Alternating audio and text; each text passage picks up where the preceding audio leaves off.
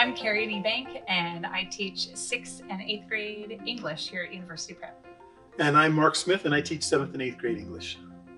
And we're going to talk about some of our favorite books that we get to share with students while we're here. I'll go first. Okay, great. I have to say that one of my favorite books to teach is Hotel on the Corner of Bitter and Sweet by Jamie Ford. And the reason that I love to teach this novel is because it's something that the students really, really enjoy. It's so well written that even as a teacher, I always tell the students, if I could write like this, wow, I might choose a different profession. This is so beautifully written. And the kids can immediately access it. It is a book that takes place during World War II, during the internment of Japanese Americans, and it is a love story. And it takes place right here in Seattle. And what's great about that is that the kids not only are reading a book that they love to read, that sounds good, that's really well written, but they immediately identify with it. So as they're reading about certain landmarks, or they're reading about different places or events or things, they can say, I know where that is. I've been there. I live there. Or they can say, well, what's changed since then? Or more importantly, what hasn't changed? The other thing I like about the book is that it is not a typical book in the sense that kids are reading about people and places that look like some event. The characters are Japanese American, they're Chinese American.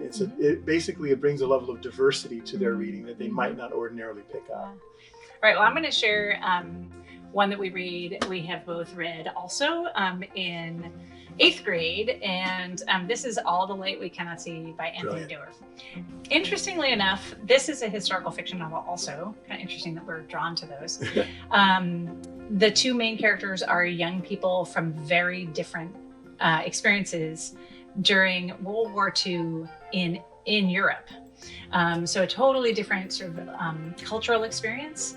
And the two characters don't interact, but we learn about their lives separately, right? We get to know what their experiences are and they lead together, which makes it kind of a difficult read, both of these, in terms of trying to, as a reader, trying to keep track of how the stories weave together and when something took place. These two characters are both really struggling to survive independently.